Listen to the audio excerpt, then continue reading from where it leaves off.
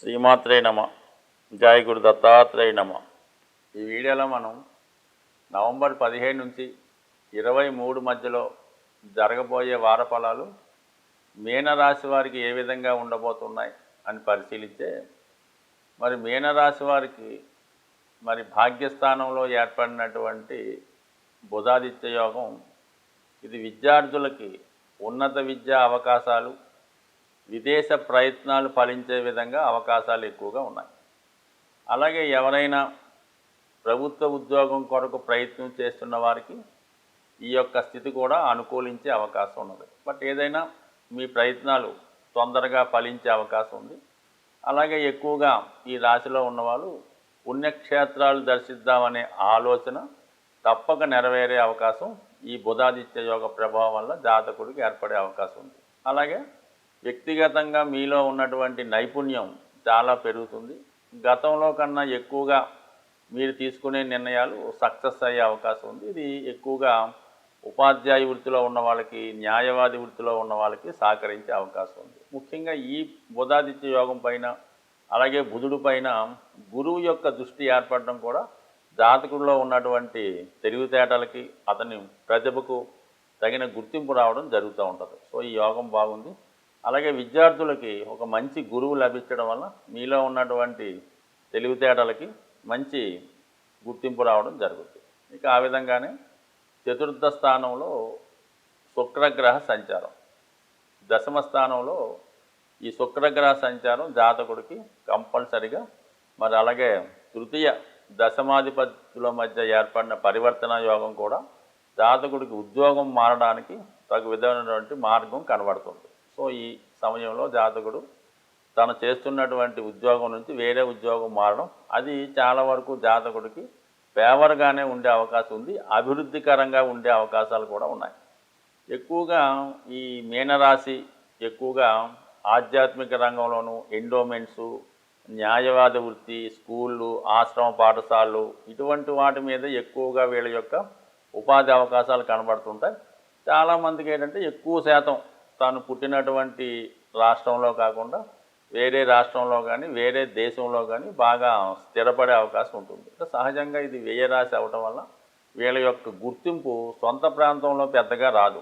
వీళ్ళు వేరే దేశం వెళ్ళినప్పుడు, వేరే రాష్ట్రం వెళ్ళినప్పుడు వాళ్ళకి మంచి గుర్తింపు రావడం జరుగుతూ ఉంటుంది. అయితే ప్రస్తుతం 5వ స్థానంలో ధనాధిపతి కుజుడు సంచరించడం వల్ల చాలా వరకు మీరు ఈ సమయంలో స్పెక్యులేషన్ కానీ, అలాగే షేర్ మార్కెట్ కానీ, ఆన్లైన్ గేమ్స్, ఈ జోదం, ఈ బెట్టింగ్లు, వాటి జోలికి చాలా వరకు వెళ్లకుండా ఉంటేనే మంచిది. అలాగే ఎవరైతే తల్లిదండ్రులు, ఈ మీనరాశి వారి యొక్క తల్లిదండ్రులు ఉంటారో వారి యొక్క పిల్లల విషయంలో మీరు చాలా జాగ్రత్తగా గమనించవలసి ఉంటుంది. ఈ సమయంలో మీ సంతానం అంటే వ్యక్తిగతంగా చాలా బుద్ధిమంతులు అయినప్పుడు కూడా ప్రస్తుతం రాశి యందు రాహు సంచారం, 5లో కుజు సంచారం, జాతకుడు అంటే మీనరాశిలో ఉన్నటువంటి విద్యార్థులు ఎవరైతే 18 సంవత్సరాల లోపు ఉంటారో వాళ్ళు ఈ సమయంలో ఏదో సెల్ ఫోన్కో, ఇంటర్నెట్కో, విదేశ అలవాట్లకో అలవాటు పడి వారి యొక్క చదువు డైవర్ట్ అయ్యే అవకాశం ఉంది. కొంతమంది ఈ విధంగా ఈజీ మనీకి అలవాటు పడి చాలా వరకు చిన్న చిన్న బెట్టింగ్లో, ఆన్లైన్ గేమ్స్లో నష్టపోవడం కూడా జరిగే అవకాశం ఉంది. బట్ దీనివల్ల ఏమైందంటే ఫ్యూచర్లో వారి యొక్క ఉన్నత విద్యా అవకాశాలు డ్యామేజ్ అయ్యే అవకాశం ఉంది. కాబట్టి ఖచ్చితంగా ఈ మీనరాశిలో విద్యార్థులు ఎవరైతే ఉంటారో వాళ్ళ తల్లిదండ్రులు కంపల్సరీగా వీళ్ళ మీద ఇప్పుడే ఒక దృష్టి పెడితే ఫ్యూచర్లో జరిగే ఇబ్బందుల నుంచి బయటపడే అవకాశం ఉంటుంది. ఇక మరి వ్యయస్థానంలో శనిగ్రహ సంచారం ప్రస్తుతం వక్ర గమనం వీడి రుజుమార్గంలోకి రావడం వల్ల వీళ్ళకి ఏలినాటి శని యొక్క ప్రభావం ఇంకా గతంలో కన్నా ఎక్కువైంది. కొన్ని అదనపు ఖర్చులు కూడా రావడం జరుగుతూ ఉంటుంది. అందుకని ఈ రాశి వారు ఖచ్చితంగా ఫైనాన్స్ ప్లానింగ్ మాత్రం 100% జాగ్రత్తగా ఉండాలి. ఎట్టి పరిస్థితుల్లో కూడా మీ యొక్క ఆదాయానికి మించి ఖర్చులు మాత్రం ప్లాన్ చేసుకుంటే చాలా వరకు రుణాల్లో పడిపోయే అవకాశం ఉంది. అయినప్పటికీ కూడా అనుకోని, అంటే మీరు ఒక విధంగా అనుకుంటే వేరే విధంగా జరిగి మీరు కంపల్సరిగా రుణాల్లోకి వెళ్ళిపోయే అవకాశం ఉంటుంది. కాబట్టి సాధ్యమైనంత వరకు మీ యొక్క సొంత బాధ్యతలు, అలాగే మీ పిల్లల బాధ్యతలు, వారి మీదే దృష్టి పెట్టండి తప్ప ఇతరుల యొక్క విషయాలు తీసుకొని వాళ్ళని ఏదో సహకరిద్దాం అనుకుంటే ఫ్యూచర్లో మీరు ఇబ్బంది పడే అవకాశం ఉంటుంది. సహజంగా ఉన్నటువంటి మీ మంచితనాన్ని కొద్ది కాలం బయటపెట్టి ఆర్థిక విషయాల్లో జాగ్రత్తగా ఉంటే చాలా విషయాల్లో మీరు మనశ్శాంతిగా ఉండే అవకాశం ఉంటుంది. సాధారణంగా గ్రహాల యొక్క స్థితిని అనుసరించి కొన్ని ప్రయత్నాలు అనుకూలించే అవకాశం ఉంటుంది.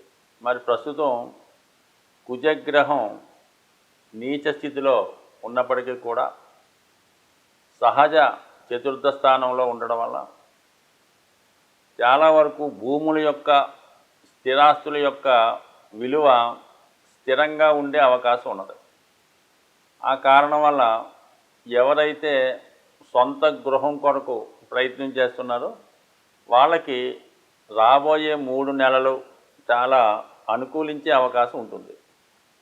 సో దానివల్ల ఎవరైతే సొంత గృహం కోసం ప్రయత్నం చేస్తున్నారో వాళ్ళు మరి రేపు మనకి ఈ నవంబరు 18వ తారీఖున వస్తున్నటువంటి సంకష్టార చతుర్థి ఆ రోజు విధి విధానంగా విఘ్నేశ్వరుణ్ణి గరికతో అర్చించడం, లేదంటే ఏదైనా దేవాలయంలో అక్కడ చేస్తున్నటువంటి పూజల్లో పాల్గొనడం, మరి కొన్ని దేవాలయాల్లో గణపతి హోమం, అలాగే సాయంకాలం పూట గణపతి యొక్క అభిషేకం 2 చేయించుకొని ఆ రోజు ఒక దీక్షతో మనం ఎలాగైనా ఒక గృహాన్ని కొనుక్కోవాలని సంకల్పంతో ఒక నిర్ణయాన్ని తీసుకొని ఆ రోజు నుంచి ఏంటంటే ప్రతి మంగళవారం మీరు సుబ్రహ్మణ్య స్వామి ఆలయాన్ని కానీ, హనుమాన్ ఆలయాన్ని కానీ, లేదంటే లక్ష్మీ నరసింహస్వామి ఆలయాన్ని దర్శించడం వల్ల మరి అలాగే కొంతమందికి ఏంటంటే భూములు చికాకులుగా ఉంటాయి. కొంతమంది ఆస్తి పంపకాలు అయినప్పుడు కూడా చేతికి రాకపోవడం, పెద్దవారు ఆస్తి పంపకుండా వాళ్ళ దగ్గరే ఉంచుకోవడం, మీ యొక్క స్థిరాస్తి ఇతరుల చేతిలో ఉండిపోయి మన చేతికి రాకపోవడం, అటువంటి వాళ్ళు భూసూక్తం అనే పారాయణ చేయించుకోవడం అనేది ఉంటుంది. అంటే మనకి మీరు యూట్యూబ్లో సెర్చ్ అయినప్పుడు ఈ భూసూక్తం అంటే వస్తుంది. అది తరచూ వినడం వల్ల కానీ కొంతమంది గృహంలో ఏదైనా పండితులతో పారాయణ చేయించుకోవడం వల్ల భూములపై ఉన్నటువంటి సమస్యలు తొలగిపోయే అవకాశం ఉంది.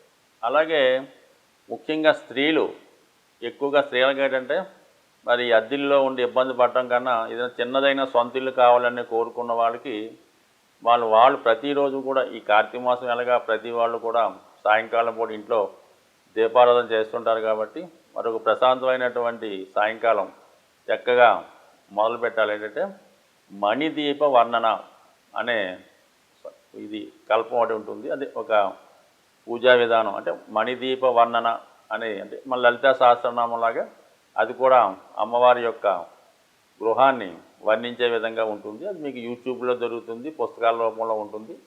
దాన్ని ప్రతిరోజు విధి విధానంగా పారాయణ చేయటం వల్ల అంటే కేవలం స్త్రీలే కాదు మగవాళ్ళు కూడా ఈ మణిదీప వర్ణన పారాయణ చేయడం వల్ల అతి తొందరలో సొంత గృహం అన్నది ప్రతి ఒక్కరికి ఏర్పడే అవకాశం ఉంది. అలాగే నవగ్రహాలను పూజించేటప్పుడు కుజుడిని కూడా పూజించడం, కుజునికి సంబంధించినటువంటి స్తోత్రాన్ని పారాయణ చేయడం. అయితే ఎక్కువగా నవగ్రహాలని మనం పూజించేటప్పుడు అందరినీ కూడా సమానంగా అందరినీ ప్రార్థించాలి.